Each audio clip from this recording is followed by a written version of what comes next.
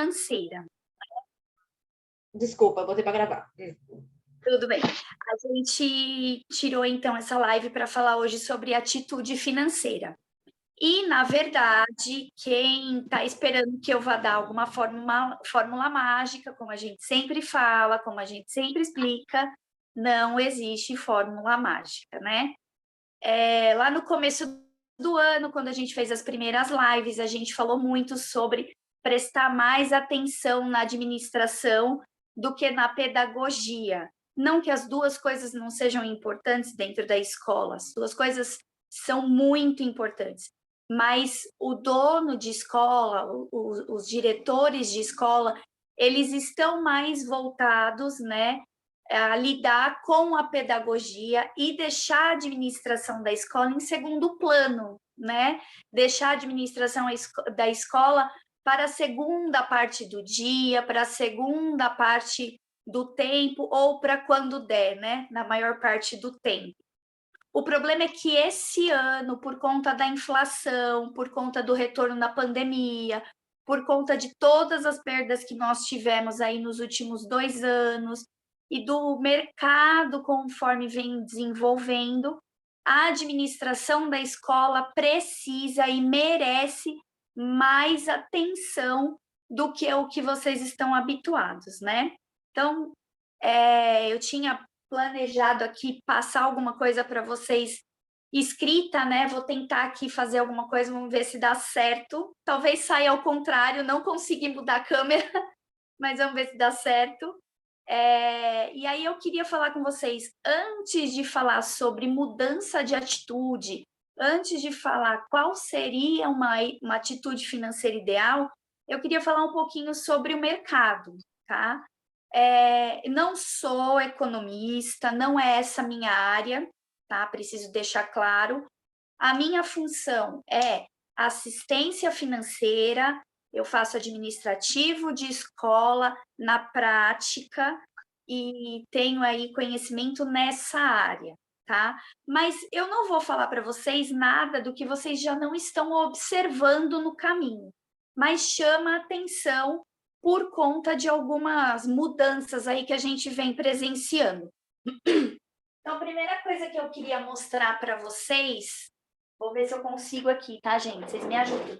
A primeira coisa que eu queria mostrar para vocês em relação a essa questão de mercado é a seguinte: o que a gente precisa entender? A gente precisa entender que o nosso público mudou, né? Em que sentido? Nós temos lá, certo? Uma pirâmide, onde nós temos um público A, né? Um público B, um público C, um público D. Consegui fazer o contrário, hein, gente? Então, o que está acontecendo na verdade? Está dando para ver, Lili? Está muito longe? Eu estou no mudo, tá dando para ver sim. Então, tá bom.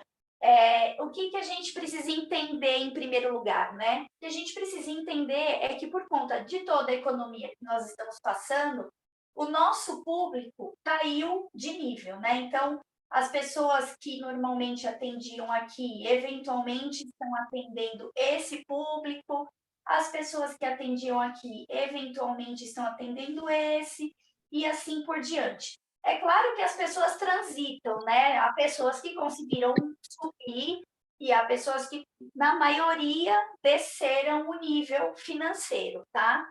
Então, o que eu entendo? Que quem está aqui nesse D é quem é atendido, na sua grande maioria, pelas escolas públicas, certo?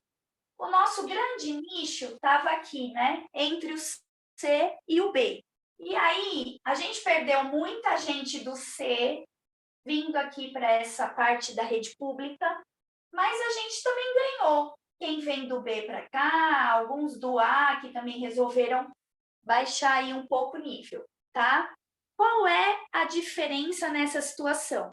As pessoas mudaram a faixa financeira, mas a exigência continua sendo de um público mais alto. Então, nós temos pessoas pagando um patamar menor do que o que a gente está habitualmente vendo, mas o nível de exigência, por ser um público que veio de uma categoria mais alta, aumentou. Então, teoricamente, a gente tem pessoas exigindo mais do que o que a gente estava habituado no quadro anterior à pandemia, tá? Mediante a isso, nós também temos a situação das pessoas que transitaram entre a escola pública e a escola privada e vice-versa.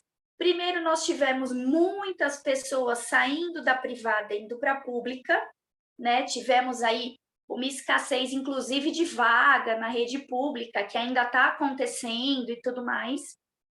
E algumas pessoas já estão sentindo a diferença. Em que sentido? Saíram da rede privada, naquele patamar entre C e B, foram para a rede pública porque ou por necessidade, ou porque sentiram que de repente havia uma oportunidade de economizar mesmo, tendo condições, mas é claro que o nível não é o mesmo, né? A quantidade de pessoas em sala, a quantidade de crianças em sala de aula é maior, a quantidade de profissionais exigido e profissionais qualificados que as escolas particulares estão habituadas a ter é menor. Então, as famílias sentiram, né, essa diferença no acolhimento, no trato com as crianças, que a escola particular tem e que a rede pública eventualmente não tem, né? Então, aí já estamos sentindo, lógico que bem mais lento, o pessoal que migrou para a rede pública tentando voltar para a rede privada, tá? Muito lenta ainda essa situação. E junto disso, a gente tem essa mesma dança das cadeiras com os profissionais. Como a rede pública inchou, né? A rede pública passou a procurar profissionais, está pagando mais do que a rede privada nesse nicho em que a gente está habituado, né?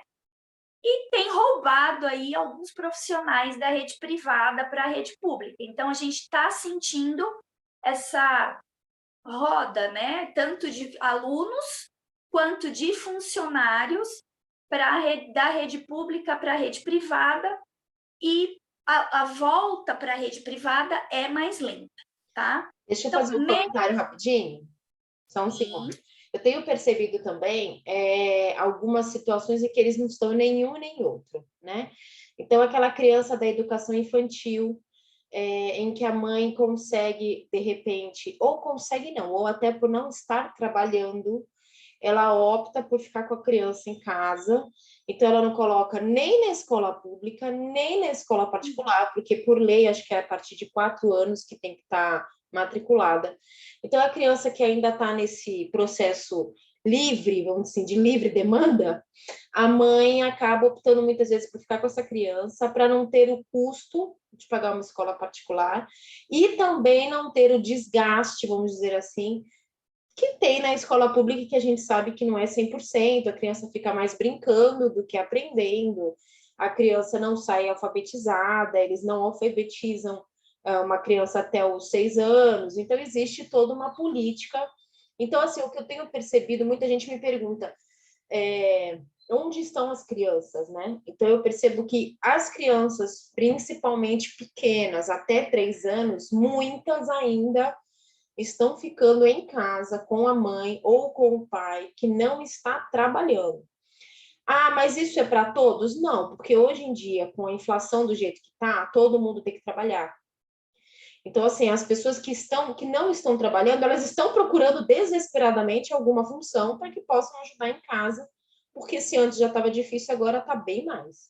Mas a gente tem esse gap de pessoas, de crianças ainda que estão em casa, vamos dizer assim, e não estão nem em um lugar nem em outro. Eu acho que é legal colocar isso, porque tem muita gente falando, nossa, mas aonde estão as crianças? E realmente tem acontecido esse processo também. Na verdade, é aquela frase errônea do eu não vou pagar para o meu filho ficar brincando na escola, né? Acreditando que a única coisa que a criança faz na escola é ficar brincando. brincar, Claro que tudo é lúdico, mas tem muito aprendizado dentro desse período, né? Sim, sim. E depois essas crianças sentem a diferença, né? Quando elas entram na escola tardio, né? Tardio, que eu digo é que não está desde o início, elas sentem a diferença das crianças que já vêm. Já estão, então, mas aí é uma escolha da família, né? Infelizmente, a gente não tem como interferir. Exatamente. Seria ótimo que todos eles voltassem. Então, e aí falando disso, entendendo mais ou menos qual é o público, entendendo que o público mudou, né? O nosso público dentro das escolas mudou, ou ele está mais exigente, embora ele esteja num patamar financeiro menor, né? Então, ele exige que ele tenha a qualidade do nível A, mesmo estando numa escola nível B. E veja, eu não estou classificando as escolas por níveis, não é isso. Mas é que cada região sabe o nível de pessoas, a região onde você está, você consegue entender o nível de pessoas que você está atendendo.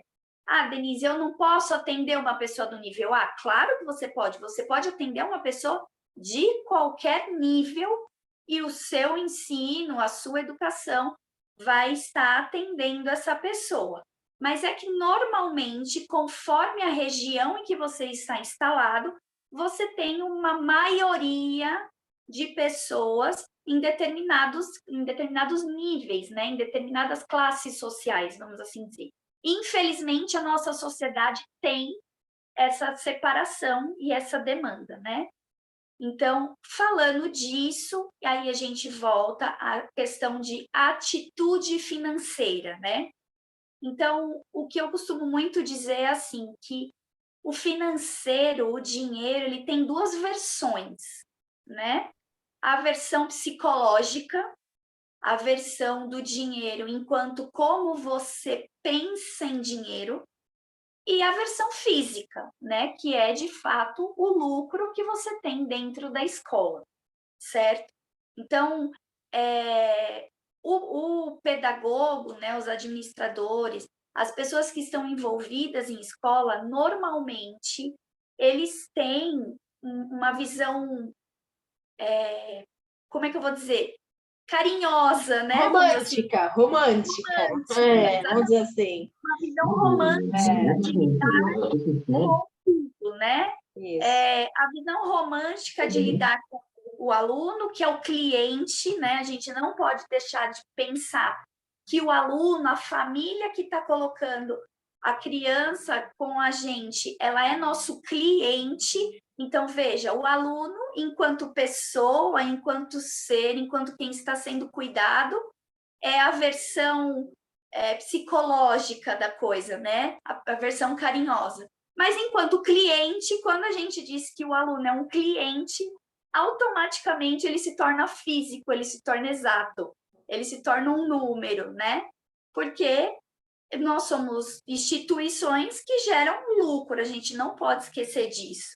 Embora a gente lide com pessoas, com famílias, a gente precisa entender que todas essas famílias que a gente acolhe, elas são, para nós, projeção de lucro, tá? Então, essa é a visão que eu costumo chamar a atenção para o fato de ser psicológico e para o fato de ser físico. Em que situação? Às vezes você tem um problema financeiro dentro da escola, um aluno que não paga, ou nesse caso, um cliente, né, que não paga, vamos levar para o lado exato. E aí, por conta da situação da família, por conta de um problema que a família apresentou, por conta da saúde, você acaba tratando essa situação que é física, que é administrativa, de uma forma psicológica, de uma forma carinhosa, vamos assim dizer. É claro que tem que existir a negociação, é claro que tem que existir o entendimento do seu cliente, mas a gente precisa entender que existe um ponto entre as regras da escola e todas as suas condições financeiras e o acolhimento da família enquanto psicológico, vamos assim dizer, tá? Então, isso é uma das coisas que eu costumo dizer.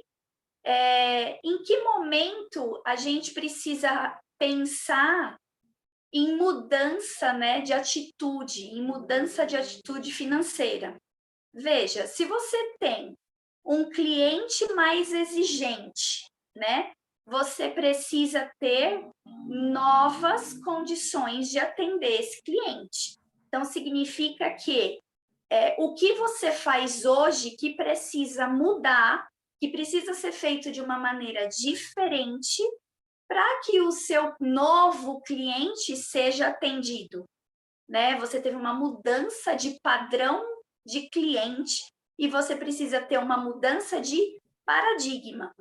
O que a gente precisa entender? O que você precisa mudar hoje para que você tenha mais clientes deste nível amanhã, né?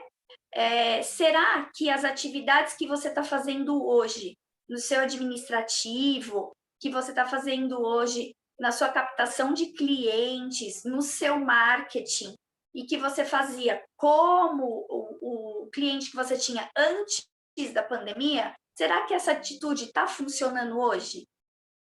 Como que está na sua escola hoje? Você consegue captar clientes como você captava antes? Você consegue ter clientes como você tinha antes? Os mesmos recursos estão sendo utilizados? Como Eu, está funcionando para você? eu vou fazer um parênteses aqui. São duas coisas que eu acho que as escolas estão vivendo. Número um é aquilo que a gente cantou a bola lá no início do ano, que as escolas, início do ano não, foi no final do ano, que a gente começou a Exato. falar sobre rematrícula, sobre aumento, índice de aumento. As escolas não estavam querendo repassar aumento para não perder cliente, e a gente falando para repassar nem que fosse um pouquinho, porque nós teríamos sim uma inflação, não sabíamos o tamanho dela, mas sabíamos que ia ter uma inflação e que a rentabilidade da escola ia sofrer muito com todo esse processo. Então, a gente lá atrás cantou a bola de que as escolas tinham que puxar um pouquinho mais o preço, vamos dizer assim, o índice de aumento, para aguentar o rojão no decorrer desse ano. Mas muitas não fizeram e já estão sofrendo com essa diferença entre o que elas hoje recebem e o que elas hoje gastam. Acho que isso é uma Já estão sentindo o achatamento, o né? achatamento da rentabilidade da escola, que já é pequeno, está pior. A segunda coisa que eu percebo é inadimplência. O que é inadimplência?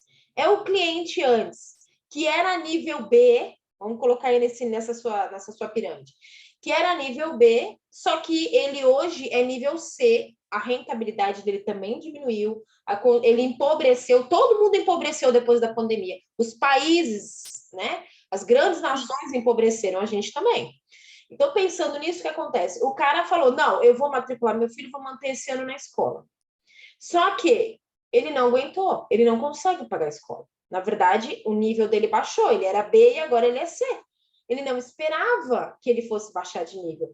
Gente, o mercado hoje está um absurdo. Então, assim, antes ele conseguia, vou chutar, tá? Com R$ 1.000 ele conseguia manter a casa dele. Hoje ele precisa de 2.000 para manter o que ele mantinha com 1.000. Então, quem vai sofrer? Escola, porque escola, de certa forma, ele não pode botar uma arma na mão na cabeça do pai e falar, não manda mais a criança. Você não pode fazer absolutamente nada. É uma lei que você tem que dar estabilidade emocional para essa criança durante o ano inteiro. Então, o que a gente tem que fazer? Um monte de pai não pagando escola. Aí eu sempre falo que é assim, ganha quem grita mais. E é isso mesmo. Então, assim, eu tô lá, eu tô devendo um monte de gente. Quem que vai ser o primeiro que eu vou pagar? O que gritar mais. Ah, escola. Exatamente. Aí tem gente que fala assim, mas escola não pode fazer nada. Realmente, você não pode fazer nada com a criança, você não pode fazer nenhuma abordagem que intimide a criança, não é isso. Mas toda semana, manda um WhatsApp para esse pai. Lembrete, identificamos que você não pagou. Estamos cobrando você. Abre outras possibilidades de Venha negociação. conversar comigo, né? Quero te ajudar, mas preciso desse dinheiro para pagar as contas da minha escola. O que eu percebo hoje é que a escola fica com medo de cobrar esse pai. Então, ela fica lá escondidinha, parada, deixando o débito rolar solto. E não é isso, gente. Não é porque você não pode intimidar a criança, que tem que ter toda essa tratativa, e é super correta, que você não vai também dar as caras para o pai e incomodar ele. Tem que incomodar ele. Falar, pai, ó, identificamos aqui o boleto que está em aberto, vem conversar com a nossa escola, vamos agendar para conversar e entender o que a gente pode, aonde a gente pode se ajudar. Então, assim, não deixa o cara lá parado. Então, são duas situações. Ele empobreceu e não sabia que empobreceu, então não é maldade, mas é uma circunstância. Tem que incomodar esse cara. E segunda coisa, o seu público mudou. O que está acontecendo? Para vocês entenderem o que ela está falando, eu vou falar aqui em um outro contexto, tá? Eu tenho cliente minha, eu tenho cliente de todo tipo. Eu tenho cliente que a criança paga R$ 500 e fica o dia inteiro na escola. Tenho. E tenho escola que o cara paga 3.000 para deixar a criança meio período. Também tenho. O que muda de um para o outro? O nível de exigência, tá? O pai de uma criança que deixa lá R$ 500, ele exige, mas ele sabe que ele paga pouco. Agora, aquele pai que paga 3 pau para a criança ficar meio período, ele quer que a criança saia embalada para presente, se possível, entendeu? Então, essa é a diferença que ela está falando. O que aconteceu? Esse pai que antes pagava 3.000 também empobreceu. Então, hoje, ele não pode mais pagar 3.000 por meio período, ele pode pagar 2.000. Só que a mentalidade dele não mudou. Ele quer uma escola que ofereça o que a de 3.000 oferecia por 2.000. Deu para entender o que ela está falando? Isso significa o quê, galera? Que a divulgação que você fez até hoje para vender para um público vai ter que mudar. Você vai ter que fazer um pouquinho mais. Pô, Liliane, tá difícil. Tá, para todo mundo. Para todo mundo. Não é uma exclusividade. Tenho a impressão de que quanto menos paga, mais exige. Também tem essa política, também tem essa mentalidade, não? Mas eu vou te explicar o seguinte. Por que muita gente fala que quem paga menos exige mais? Porque ele sente mais no bolso, ele tem menos dinheiro. Vou dar um exemplo. Você ganha. Paga sua. Entendeu? Então, por exemplo, você ganha 10.000. Pagar R$ 1.000 na escola, tranquilo. Mas você ganha 3.000, pagar R$ 1.000 na escola, pelo amor de Deus, ele pensa em tudo que ele está abrindo mão para pagar a tua escola. E aí ele exige bastante também. Só que o que a gente está querendo falar é o seguinte: se você quer manter a tua tabela de valor, que ano passado você aplicava, você quer aplicar esse ano, você tem que chamar um outro público. Isso significa que você tem que fazer um marketing 1 mais 1. Antes você só fazia 1. Agora você vai ter que fazer mais 1. A verdade, gente, é que quando a inflação come solta como está comendo, as pessoas precisam tirar leite de pedra. O que está acontecendo, o que vocês estão sentindo, é que vocês estão tendo que tirar leite de pedra. Até antes da pandemia, as coisas estavam bem. Muita escola que eu atendo estava crescendo, estava fazendo reforma, estava aumentando, estava trocando de endereço, estava fazendo... enfim, todas estavam... A maioria estava super bem. E, levou na cabeça forte o negócio da pandemia. Então, isso é geral, é para todo mundo. Só que estamos vivendo um período de tirar leite de pedra. Então, se você hoje faz 1, você vai ter que fazer 1 mais 1 para você conquistar o cliente que você precisa. É isso que ela está falando. Manda bala aí. Na verdade, a conta que eu estou querendo chegar e que eu acho que todo mundo vai chegar comigo é a seguinte.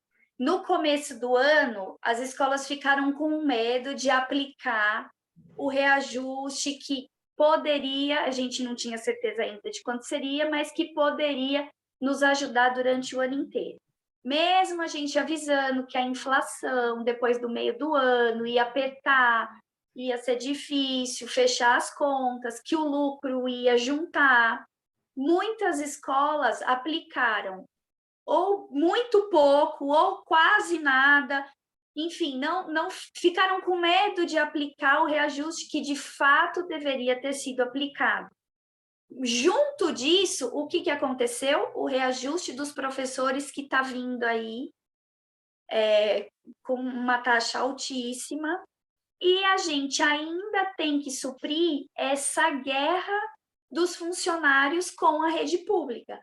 Porque a rede pública, em cima do nosso dinheiro, inclusive do dinheiro que nós, empresários, pagamos, consegue suprir para os professores, neste momento em que eles estão precisando, um salário mais alto que o nosso. Ou seja, nós não estamos conseguindo segurar os profissionais com o mínimo, porque a rede pública, que está sem profissional, está oferecendo mais do que o que a gente pode bancar. Então, a gente está com uma folha de pagamento pesadíssima e lutando, né? Sem o reajuste devido, porque lá atrás ficamos com medo de aplicar, Sim. e com a inflação subindo. Só que aí a gente tem alguns caminhos, vamos lá. Um caminho que eu acho que a gente tem que fazer é aquele que a gente falou lá atrás, sobre fechar as torneiras. Então, aplicar, me fala aí, aplicar algumas estratégias para redução de custo fixo. Precisa fazer o estudo. Na verdade, assim, o que eu acho que muito dono de escola, o que eu enxergo, é que muito dono de escola tem medo de sentar na frente do seu dragão. E quem é o dragão? Me conta. Exatamente. Então, senta na frente do fluxo de caixa.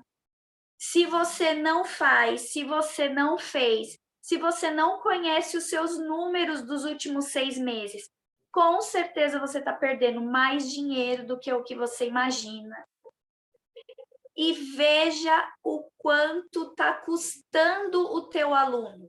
Ah, mas eu cobro R$ 500 por mês porque a minha concorrente aqui do lado cobra 550. Se eu não cobrar 500, eu não consigo bater meu concorrente. Mas veja quanto custa a tua operação, quanto custa o teu aluno, quanto vale a tua vaga. Entendeu? Agora está na hora de sentar e fazer conta.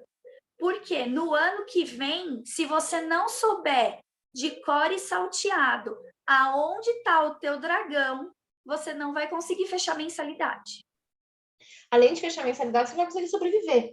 O que eu tenho de escola que não está sobrevivendo, não estou nem dizendo rentabilidade, estou falando de sobrevivência. Por quê? Não, aí a gente tem que pensar nessa situação. Tá bom, vocês me apresentaram um problema. Eu sei que o meu cliente não está pagando, eu sei que eu não passei um índice bacana de reajuste, estou me estrepando agora, e não está aparecendo muito aluno, porque eles estão indo para a rede pública ou para o lugar mais barato. O que eu devo fazer? Então, aí é que está a grande sacada. A atitude financeira que a gente está falando é, primeiro, você tem que observar aonde, olhar o seu dragão, como ela disse, mas entender aonde você pode reter gastos. Por quê? Porque até o final do ano, muito pouco você vai conseguir se movimentar em relação a isso, a não ser que você faça as estratégias que a gente ensina de marketing, de captação, que funcionam agora já a partir do meio do ano. Segunda coisa que é um respiro, é que algumas escolas eu ensino a fazer a rematrícula antecipada.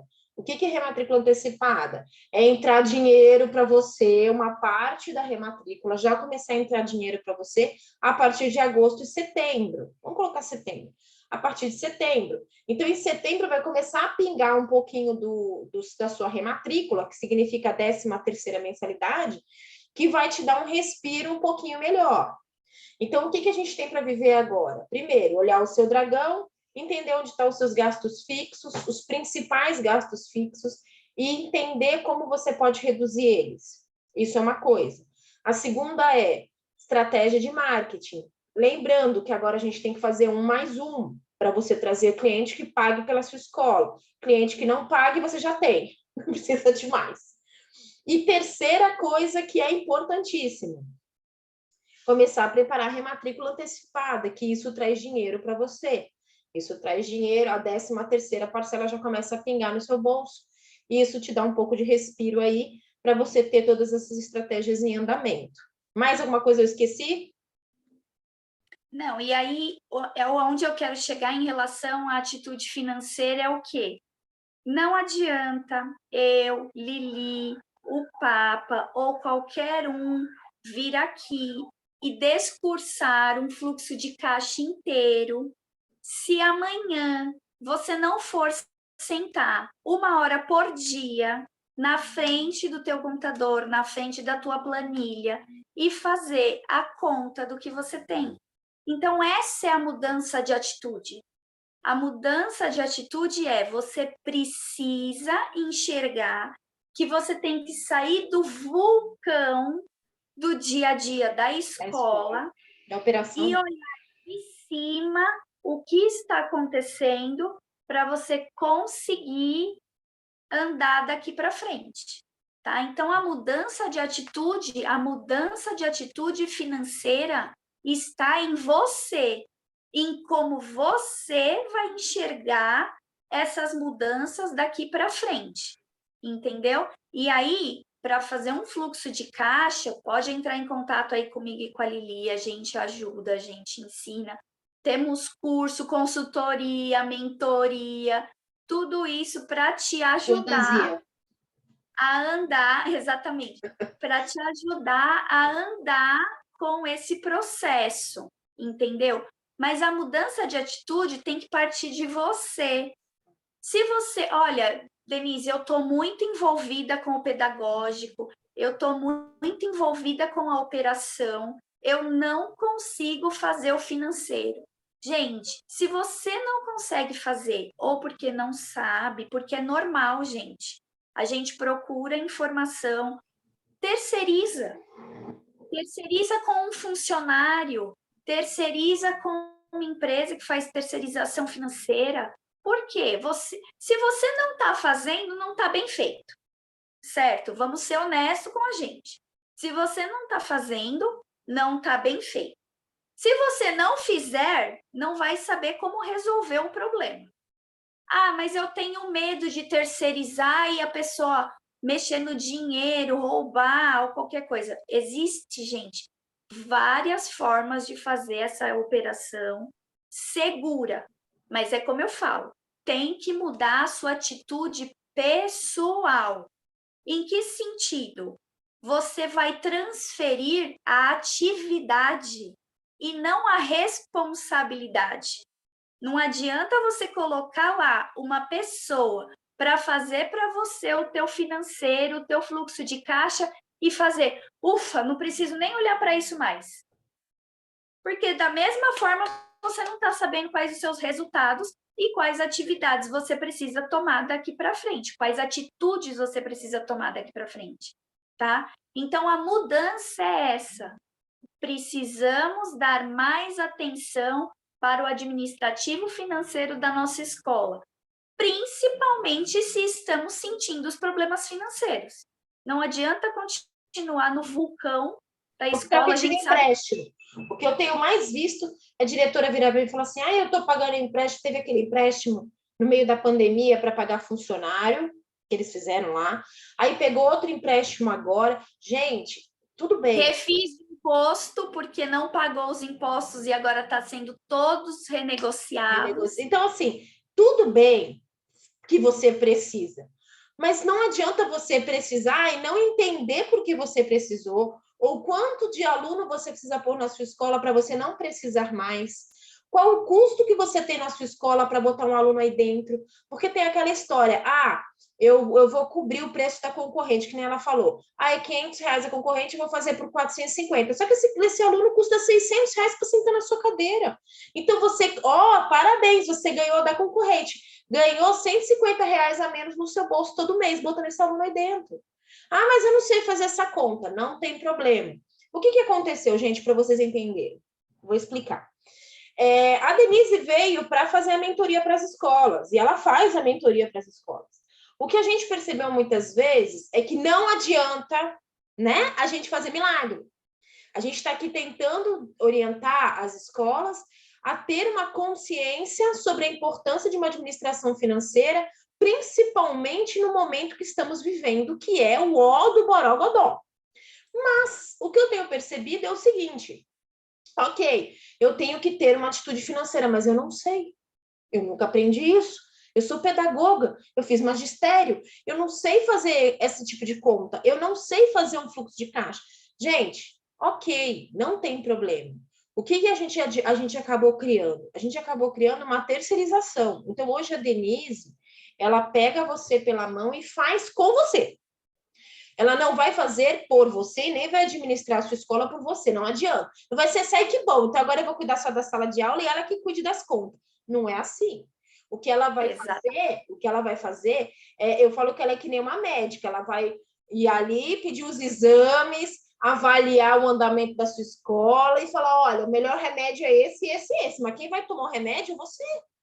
Então, quem vai fazer as atitudes de redução de custo, vai fazer as atitudes de melhorias que ela vai indicar, é você. Ela não vai fazer por você, mas ela vai fazer uma coisa que é muito bacana. Ela vai te dar o caminho das trevas.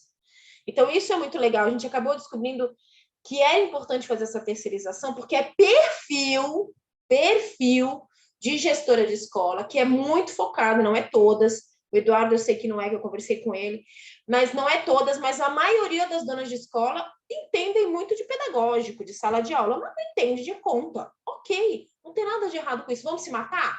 Não. Vamos entrar em depressão? Não. Vamos achar um jeito. Então, uma das coisas que a gente estudou foi isso, uma ferramenta para ajudar vocês. Mas essa live, a ideia é a gente conversar um pouco sobre essa mudança de perfil dos seus clientes. Você tem que ter consciência. Eu sempre falo que se você não sabe, você não tem estratégia, e a gente tem que ter estratégia nesse momento para manter aluno. Você precisa saber o seu custo para poder fazer a conta do ano que vem. Rematrícula está aí, está batendo na porta. Quanto você vai dar de índice de aumento? Para não entrar na mesma estrepada que você entrou esse ano. Isso a gente vai te ajudar. Então, a atitude financeira que a gente está falando tem que ser já, tem que ser agora, porque eu vou te ajudar a fazer a sua rematrícula em agosto, setembro, para cair dinheiro no seu bolso. Só que você precisa saber que número você vai cobrar dessa família. Entendeu? Vou parar de falar. Fala aí, Dê. Não, na verdade, a atitude financeira parte do princípio que o que eu quero, o que eu escuto muito é assim, ai, eu não consegui pagar as contas hoje. Olha, veja bem, não consegui pagar as contas quer dizer que pagou juros, né? Eu não consegui pagar as contas porque eu passei o dia pagando incêndio. Paga com Entende? Então, juros ainda, né? exato, tá tão envolvido na operação, tá tão envolvido na sala de aula com as professoras, com a cozinheira que não veio, a faxineira que faltou, a criança que Tá vomitou. doente. Exatamente, a gente entende que a operação para vocês é pesada, mas precisa hoje dar o tempo da administração. Quando vocês resolveram montar uma escola, vocês resolveram ser Empreender. empresárias, entendeu? Empreendedoras desse país, vocês foram corajosos. Empreendedores nesse país que chama Brasil. E embora vocês trabalhem com algo que amam e que precisa mesmo, mas é um negócio, gente. E precisa ter o tempo do negócio, precisa ter o tempo da administração. É chato? Vocês gostam de sala de aula, né? A gente entende, a gente sabe. Eu gosto de financeiro, a Lili gosta de marketing. É isso aí. Mas, infelizmente, no momento em que você abriu uma escola particular, você decidiu ser empresário. E nesse momento, você precisa ser mais empresário do que pedagogo. Agora vamos lá, gente. Acho que a gente finalizou um pouquinho da temática que a gente queria trazer. Eu não sei se a gente vai disponibilizar alguma coisa. Me fala aí, Denise, se você pensou em disponibilizar alguma coisa para as pessoas da live. De repente, um modelo de fluxo, não sei se vai ajudar muito, mas a gente pode falar disso. Para quem tiver interesse, quiser conhecer, a gente pode disponibilizar a nossa planilhinha de fluxo aí. De fluxo, modelinho, né? Tá. E, É uma e a gente... ela é tranquilinha de mexer. E a gente colocou também a opção de tirar dúvidas. Então, assim, gente, estamos finalizando. Quem quiser aí perguntar alguma coisa, falar da sua situação e pontuar para a gente poder ajudar, a gente tem aí mais uns 5, 10 minutinhos. É só liberar o microfone e perguntar. A gente ouvindo e entendendo, a gente responde. Não sei, a Shirley, o Eduardo, a Lorena, se alguém aqui quer tirar alguma dúvida, falar, a gente está aqui à disposição. Se não, a gente pode depois enviar para vocês esse modelinho de fluxo, se vocês falarem, eu quero. O povo tá mudo, vamos ver. Oi, Liliane, Eduardo, tudo boa noite, Denise. bem? Boa noite, pessoal. Eu só queria agradecer, na verdade, não tenho nenhuma dúvida específica, eu acho que é tudo muito importante o que vocês falam, de verdade, a gente, enquanto gestores, acho que essa fala final caracteriza a nossa rotina, assim, a gente fica, resolve um BO, aparece dois, resolve outro, aparece o dia inteiro, assim, um atrás do outro. Mas tem o tempo da administração, acho que esse termo aí que você usou, nós tínhamos conversado, né, Liliane, sobre a questão da gestão do tempo, eu acho que isso é o que falta um pouco para mim, assim, eu tenho essa consciência e, sabe, sensação de que termina o dia e tem muitas pendências ainda. E não conseguiu bater o martelo, né? Então, na verdade, assim, só agradecer mesmo, assim, pelo encontro, pelos aprendizados, e gostaria, assim, da planilha, viu, Denise? Eu uso uma planilha que eu fui criando, assim, ao longo dos anos da escola, assim, que funciona, resolve o que eu preciso, mas acho que ainda é bem simplona, assim, se você puder compartilhar a sua, eu agradeço. Eu mando sim e tiro as dúvidas, caso necessário. Na verdade, Eduardo, ela não tem grandes formulações, não é essa a intenção. Eu costumo dizer para a Liliane, para quem faz curso, não adianta a gente dar um jato em que vocês, na verdade, não vão ter tempo ou, de repente, não vão encontrar os resultados que precisam dentro da planilha. Então, o que eu gosto da planilha, eu entrego, passo, mas eu gosto, na verdade, de tirar dúvidas dela, porque aí eu explico para as pessoas que resultados as pessoas conseguem tirar, né? Custo médio, o quanto você está pagando em média para cada custo, começa a aparecer, na verdade, aonde dá para economizar, aonde você está gastando mais, quanto você gasta por aluno, por exemplo, de energia, de água, enfim, são custos que, na verdade, a gente só mensura num valor alto, né? Nossa, eu pago R$ 500 de água, mas quanto isso te custa por aluno? Quanto isso te custa por funcionário? Para você poder colocar isso na tua mensalidade num formato mais linear. Então, ela ajuda com essas informações. E a gente está aberto aí para tirar as dúvidas necessárias. Tá, joia. Obrigado, viu? Olha eu falando sozinha. Então, sou eu. Então, Edu, obrigada. Eu a louca. Então tá. Edu, obrigada. Bom, pessoal, Chile, as meninas aqui que entraram, eu tenho guardado aqui o nome delas, vou mandar para elas também. E a gente está aqui à disposição para ajudar vocês. Segue a gente no Mentoria Escolar e no Denise Serrano Mentoria? Mentoria. Mentoria, porque a gente está lá sempre dando dica, tentando ajudar as escolas, tentando fazer a diferença para vocês. Lorena, quer fazer alguma pergunta? Pode fazer. Boa noite, só agradecer, viu? Muito obrigada pela live. Essa atitude financeira realmente é imprescindível para a dona de escola, que não é dona de escola, é empresária. Obrigada mesmo. Obrigada a você. Obrigada, gente. Boa noite para todos. Fiquem com Deus. Bom descanso. Um beijo. Boa noite. Tchau, tchau. Boa noite.